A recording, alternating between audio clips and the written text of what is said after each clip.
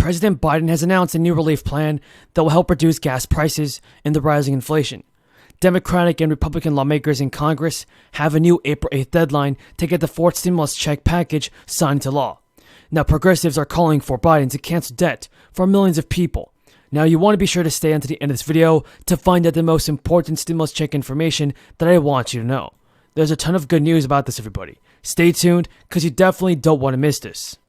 So President Biden has just announced an unprecedented release of oil from U.S. reserves and several steps that the Biden administration is taking to penalize oil companies for not increasing production from unused leases on federal land. So these steps are an attempt to reduce gas prices, while also putting responsibility on oil companies to increase supply. The dramatic step, which Biden announced from the White House, confronts what has become a huge political problem months ahead of the midterm elections. In a statement officially from President Biden, our prices are rising and there simply is not enough supply. And the bottom line is, if we want to lower gas prices, we need to have more oil supply right now, he says. Biden also said that the U.S. will restock barrels in the reserve when oil prices are lower, which could help further incentivize production going forward. Still, officials declined to say how quickly or how much as a result of the release. And they said they're set to address, not focused on immediate short-term price improvements in the oil market. Instead, their goal was addressing a lack of supply, adding that it would translate into providing immediate financial relief into consumers.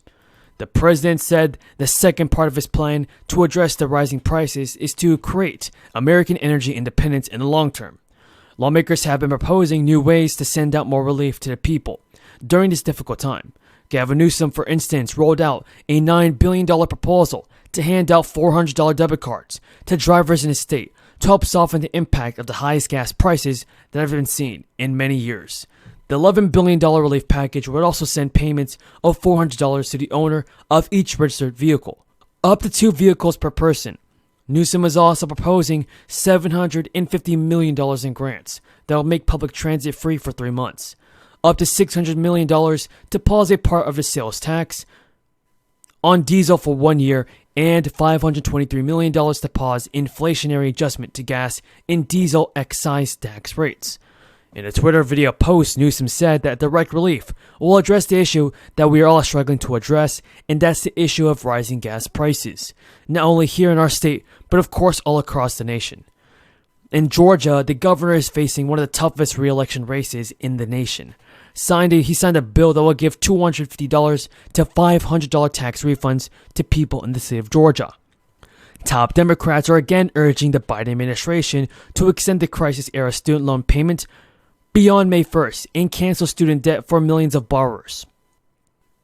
In a letter sent today, Senator Chuck Schumer, Elizabeth Warren, and Raphael Warnock wrote, "We are writing to urge you to act now to extend a pause on federally held student loan payments until at least the end of the year, to provide meaningful student debt cancellation. Student loan payments and interest on federally held debt have been suspended since March 2020, meaning that an estimated 37 million borrowers did not have to pay on their loans. The New York Fed recently found that the payment pause has led to an estimated $195 billion worth of waived payments through April 2022. Folks, that's a lot of good news from President Biden about the fourth stimulus check. So continue watching this video, everybody.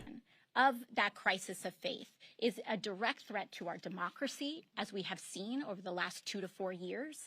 And it is our responsibility to ensure that we eliminate, again, that perception of impropriety, because it is these perceptions that can be exploited to undermine our most sacred institutions. And so there's a very, very, very direct connection between us holding ourselves to a higher standard, and having that include our families. And, and there are many different proposals here, but, whether it's spouses, whether it's children, whether it's senior staff members who are also in the room when it comes to writing down the actual lines. We have to be able to assure the American people that it's not happening here, and that they don't have to worry about if they're competing with their member of Congress's stock portfolio in order to be heard.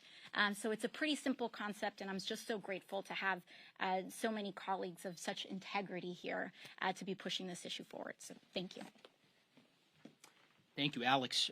Next, we'll hear from the chair of the Congressional Progressive Caucus, who's been a champion on this issue, recently introduced legislation with Senator Warren and we're grateful to have her as part of this coalition. Chair Jayapal. Thank you so much, Representative Neguse, for your amazing leadership. And Senator Merkley, you've been on it. You know, we always say progressive, just being a progressive means you're the first to the best and most just idea, and then everyone else catches up. So you're the epitome of that. And to all of our colleagues across the Democratic caucus, this is not hard. This is actually not hard. This is about who we stand for. This is about making sure that when we take any action, whether it's looking at legislation, whether it's approving budgets, whatever it is, whether it's when we're listening to witnesses, whether we are thinking about padding our pockets or if we're thinking about representing the public interest. And there is a deficit of trust in the American people for good reason, with the corporations and the wealthiest having so much influence over our political process. This is one more element of how people look at whether or not we're actually standing up for them, whether or not we're making sure that everyone has opportunity across this country. And so what we have done at the Progressive Caucus is we took all of the bills, we mapped them out on a chart, we submitted it for the committee today with our recommendations, sort of picking from all the bills. Every single bill has excellent components to it. And so what we have tried to do is say, how do we craft the best bill? I learned more about blind trust than I ever thought I would want to know, because I really didn't know much about how they worked and what the challenges were. I learned more about diversified investments than A new type of stimulus check. The important news is that applications will be accepted soon. So make sure to watch until the end of the video to see if you qualify for this new stimulus payment. Leader Schumer for his courage, for how he proceeded with this legislation. You had to have a vote. The great news is that those who qualify will have the chance to receive money that they can use to cover household expenses or even pay down debt. State agencies, nonprofits, and tribal entities have until February 8th to apply for the government funds, which those groups will receive in June.